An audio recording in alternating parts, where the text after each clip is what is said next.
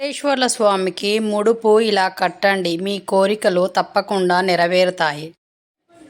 కోట్లాది భక్తులకు ఇలవేల్పు అయిన ఆపద మొక్కులవాడు, అనాథ రక్షకుడు, పిలిస్తే పలికే కలియుగ దైవము, కొలిచిన వారికి కొంగు బంగారమైన శ్రీనివాసుడే తమ దైవమని భావించే స్వామివారికి తమ కోరికలను చెప్పుకుని పూర్వము ముడుపులు కట్టేవారు.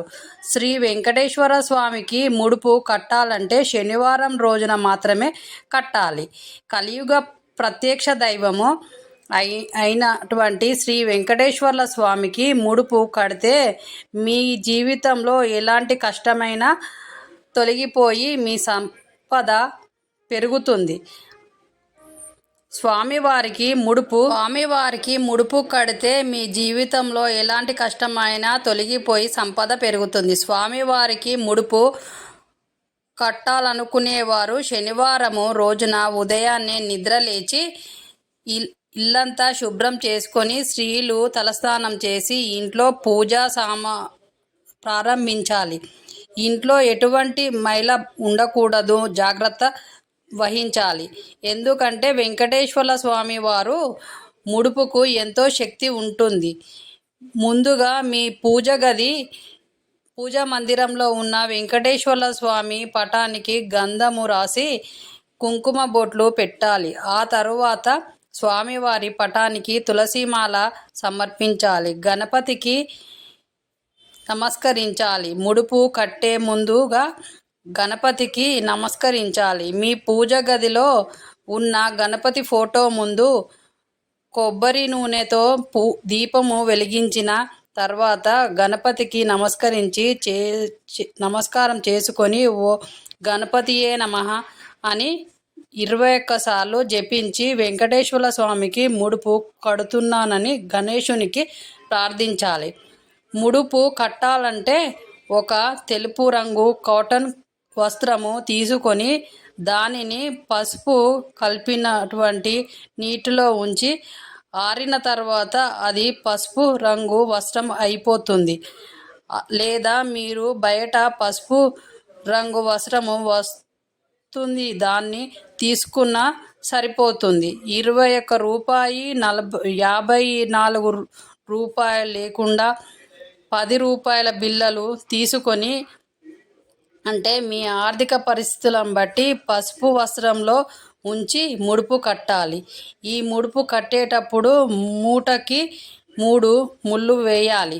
అయితే 3 ముళ్ళు వేసే సమయంలో ఒక్కొక్క ముడికి వేసేటప్పుడు మీకు ఉన్నటువంటి సమస్యలు స్వామివారికి చెప్పుకుంటూ 3 ముళ్ళను వేయాలి. 3 ముళ్ళు వేసిన తర్వాత పూజ గదిలో ఉంచి 108 సార్లు గోవిందనామాలు చదవాలి. ఆ తర్వాత స్వామివారికి పచ్చకర్పూర హారతిని ఇవ్వాలి. ఈ వెంకటేశ్వర్ల స్వామికి పచ్చకర్పూరం అంటే చాలా ఇష్టం. ఇలా ముడుపు కట్టిన తర్వాత మీ కోరిక నెరవేరిన వెంటనే ఆ ముడుపు తీసుకొని తిరుపతికి వెళ్ళి వెంకటేశ్వర్ల స్వామి హుండీలో ముడుపును వేయాలి.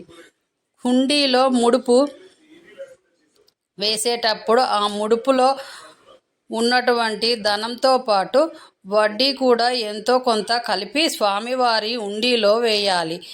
ఇలా ప్రత్యేకమైనటువంటి విధి విధానాలు పాటిస్తూ శ్రీ వెంకటేశ్వర స్వామికి ముడుపు కడితే ఆ స్వామి యొక్క కృప వల్ల మీకున్న ఎంత కష్టమైన సమస్య అయినా సరే సమస్యల నుంచి మీరు సులభంగా బయటపడవచ్చు.